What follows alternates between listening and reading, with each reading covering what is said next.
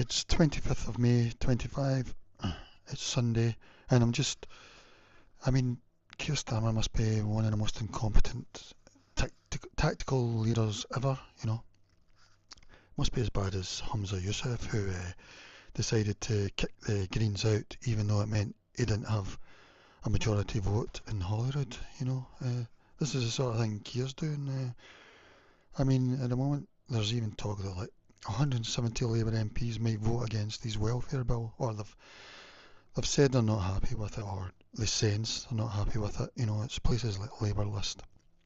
This website is compiling a list or whatever. Yeah, I mean, it is total madness. I mean, he's done everything wrong. He joined the Corbyn shadow cabinet when he shouldn't have. He didn't believe in anything Corbyn did. He was a Brexit minister. Shadow minister. He came up with the idea of second referendum, which some feel sunk Jeremy Corbyn in 2019. You know, the Northern Wall voted against that. Then when he became leader, he said he was going to do 10 policies which are similar to Corbyn. He's scrapped them all, basically. And even the Brexit one, the referendum, which it was his idea or whatever, he scrapped it straight away. He said he was not having a referendum. So I don't think he's got any friends anywhere. He's got no friends on the left, no friends on the right. I think he's only got a few technocrat MPs, you know, Rachel Reeves, Liz Kendall, who are just sort of technocrat. Apart from that, I don't think he's got anyone, you know. And then he's done mean things like what he done to Emily Thornberry. Then he patronises them by putting Emily Thornberry in the House of Lords after she's taken away from her position of power. He gives Trump a second state visit to England as sort of patronage, even though it might be a disaster. He might get booed when he's here, you know. It's pathetic, you know, all these tactical decisions. He called the Rochdale, rather than traditional Labour voters, he called them the bust-in far, you know. He locked people up for tweets, you know. It has been an absolute total disaster. And then he didn't really say, he said a bit about this welfare thing when he was for the election. He hardly said anything, but he said they were going to do reforms and things, but I don't think the Northern Wall knew what was in for them, but because the whole Northern Wall voted Labour back in, apart from Lee Anderson's seat, which to me doesn't make any sense. I mean, he got 34% of 59% of the vote. 59% turned out. It's one of the lowest ever. He get 34%, which is one of the lowest victories ever. And from that, he got a shallow landslide. He get less votes than Jeremy Corbyn in 2019, which he called the low point for Labour. It's just been an absolute tactical disaster, and now he's put this thing through. I'm amazed he's got to a year before the Labour MPs have started to make signs that they're going to do the Liz Truss on him, basically, or the Boris Johnson even. I think they've all been sitting quietly because they feel it's taken us 14 years to get back in, but even just looking at the polls, they're 22%. I don't know why they're even 22%. I don't know who's voting for them, really. I can't imagine the demographic. It must be just old people who've just kept voting Labour like a football team, you know, supporting a football team. I can't think that young would vote Labour, you know. They should be voting Greens if they're socialist or whatever. I mean, they should have been voting Greens 30, 40 years ago, really, but if they're socialist. So this could be a total disaster for him. He's got the second biggest majority in Parliament ever, with the shallowest landslide ever, one of the lowest votes. And everything's shown up how unfit for purpose our electoral system is. We should be like the Swiss electoral system where you're voting on issues in referendums rather than voting for parties in the party hampers, because I don't think he even told us all this, you know. He didn't tell us about the winter fuel allowance thing. He didn't say he was going to do that. He's told all his MPs to say that they're the party of workers, even though there must be a big chunk of his vote that aren't working, you know, like the pensioners for a start, and disabled people and all sorts. So he's just shot himself in the foot every single time, I don't know, and Liz Kendall and that, they've helped them. See, I don't agree with these big bills where they come in with, like, we're going to make 35 changes. We've not told you about them. Here's what we're going to do. You've got to vote this through. Um, the people aren't going to get a vote on it, a referendum. I think bills, we should get referendums on them. They should even put their ideas on a board and say, do you like this idea? Vote it up, vote it down. What do you not like? Because if the idea is to save money primarily, and also it's meant to be sort of good, but I think it's about saving money really. Well, then everybody should know how much is spent, where it's spent, and then if you're right, you can win the people over. You know, they'll say, okay, I understand that. I mean, personally, I think the winter fuel allowance is a waste of money because the energy price for electricity is set artificially high because it's pegged against the gas price. Because the way the energy market works, somebody decided electricity must really match the gas price, which is always higher under what Russia are doing and the OPEC.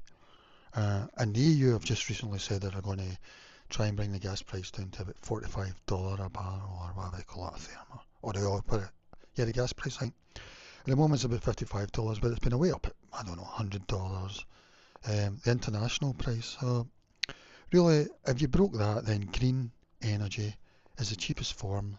That would be the cheapest. You're talking about you would save maybe a third off current bills than they currently are. But instead, what's been happening is the government have been giving this winter allowance. They've been giving taxpayer monies to the big energy creators for a big profit margin, basically. That's what they've been doing. So none of that makes sense at all. Like I say, these big bills are just useless. They bring in all these changes that they think. They've maybe done a focus group for it. The focus group will be ultra woke or ultra nice. You know, it'll be a total shambles. I mean, if you've got a focus group, you're in real trouble. Because I used to think, they used to talk about we should have a second parliament of citizens, a citizens parliament. They might even have that in Ireland now. But then I thought, well, it's just going to be ultra woke. There's not even any point really. You know, because people are going to be too afraid to say anything that's not very wokish, you know. So I've been asking Google Gemini a few questions about this because I want to get an idea of how many MPs might vote against it. If you remember, up in Scotland, Humza Yousaf had the brainy idea of removing the Greens from the combination they had for a majority vote in Holyrood, and not only done that, he humiliated them. And this seems to be of what made the Greens angry, the humiliation. And the next day they said, we're not going to vote your stuff through. And that was him. He was finished after, I don't know, 6 months or something. I don't know. But this is the sort of thing that Keir Starmer seems to be doing, really. I mean, Keir Starmer to me seems like a strict dad. And then when you think strict dad, you think, okay, he was strict, but he was fair. But he's a strict dad and he's unfair. You know, you don't trust his judgment. And he's like somebody's put him as a handsome lead in 4 weddings and a funeral, but it turns out the women don't find him handsome. He's that sort of character, you know. Just totally useless. So they're talking about Google Gemini saying that already 42 Labour MPs have signed an open letter. Diane Abbott's there. I mean, that's another thing. He was ruthless to Russell Moyles and another lady candidate. On the day the election was called, he said you can't stand for Labour. I've never heard that been done before, especially for a sitting MP like Russell Moyles, who I had no time for. But I thought I was pretty ruthless. And Tony Blair said you need to be ruthless, but I think he was even shocked. He probably didn't even do it. And then he also was going to done Diane Abbott, but then he U-turned because he was too afraid, you know, there was too much of a backlash. He's done that to Angela Rayner as well, he's been too afraid. So not only is he ruthless with those he thinks he's weak, he makes a decision about ones that are stronger than any U-turns, you know, so absolutely useless. But apparently 42 Labour MPs said the cuts to disability benefit are impossible to support. I don't know if this is an open letter, it looks as if it is. So you've got 42 Labour MPs there. I've not heard of hardly any of them. Richard Burgon, Don Butler, Ian Byrne, I think the Labour Party will disappear anyway, you know. Just nobody's going to vote for it. Either their voters will vote for Reform or the Greens, basically, or Lib Dem. I think Lib Dem are more socialist than them. I mean, I've voted Lib Dem a few times rather than Labour. It's a long time since I've voted Labour. Barry Gardner. Yeah, there's quite a few there. So this must be some sort of open letter. Yeah. And then there's three who are suspended currently. Aspin Abeg, John McDonnell, Zara Sultana. I agree with their suspension, you know, but they'll probably get back in. But those three have added to it. And then here it's saying that more than 100 Labour MPs are understood to have signed a private letter urging the government to delay and rethink the plans. While not all of these will necessarily vote against, it indicates widespread unease. And like I say, the problem here is that he thinks he can get a welfare bill through any bill. It's making 30 changes, really big changes, very little consultation with the public, you know, maybe a focus group, maybe talk to Morgan McSweeney's sort of PR guys, his guru, or Rasputin character or whatever, and yeah, and I've just totally got it wrong. I mean, this sort of thing should, I'm not even sure we should have bills. I think we should vote each change one at a time, really. Because these bills take months to get through as well, because it's just a total shambles. We'll get the House of Lords, it's just a total shambles, should be abolished. Yeah, so, I mean, really, you should just put it all up on a website and say, what do you think of this idea? What do you think of that idea? What should we do instead?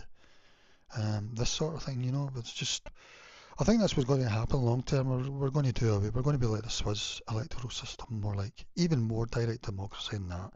Like I say, it'll involve the website and stuff, so that you can vote on each issue of the bill. You know, they're just, I don't know. See, they don't want to do any change, even reform. They were for PR, but now they're saying they're not going to do PR, or that's the word, the secret word. If they don't do that, it's a disgrace, because PR is more democratic than first past the post. You know, you don't go poach your turn gamekeeper, you know, so yeah, more than 100 Labour MPs. I mean, he's got about 470 MPs. He needs 326 to pass the bill. So if he loses about 150 or something, you know, that'll never have been done in history, I don't think. The second biggest majority ever, absolutely shallow, you know, because the Tory vote went from about 44% to about 22%. So the Tory voters just done it. Labour, it was just like, you know, the sea went out in Labour, the dregs of Labour were the ones that were left, you know, really, something like that. Yeah, and some government ministers are reportedly considering resigning if the proposals are not watered down. So I was at how many oppose? 42 Labour MPs have publicly signed a letter, so that's a public letter, stating that the proposed cuts to disability benefits are impossible to support. This is a confirmed number of public dissenters. Around 50 Labour MPs are understood by ITV News to be set to repel, including the 42 who signed the public letter. So that's another 8. And then Labour listing places are saying more than 100 Labour MPs are reported to have signed a private letter urging the government to delay and rethink the changes. While not all of these will necessarily vote against, it indicates widespread concern and potential for a much larger rebellion. Some reports even suggest that over 150 MPs could be preparing to vote against the welfare cuts. So I say bring it on, really, you know, because I don't agree with this first past the post system, the party system. So I'm really happy with this sort of thing. Whether it's right or wrong, what it's doing, I don't think it's right making 30 changes like that, you know. David Davis says that for the financial market, they used to make changes every year in Parliament to adapt to what had happened in the market.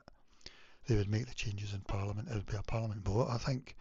So it wasn't a big bill, it was just one change at a time. And that's really what should be happening, really. Some reports even suggest there's 150 and parliamentary private secretaries and even government ministers are reportedly considering resigning if the proposals are not watered down. I mean, personally, I don't think Keir's got long to go, really. I mean, he's lost everyone. He's lost the left, the right. I don't know who's actually voting for him in the polls. So I asked, what does Labour say? Because that's one of the main Labour websites. It's saying around a quarter of the Parliamentary Labour Party are thought to have expressed concerns. So that would be about 150, 120 or something. Dozens are prepared to vote against. I think it's in 3 weeks' time, the first vote or something. I think it's 3 votes that they do.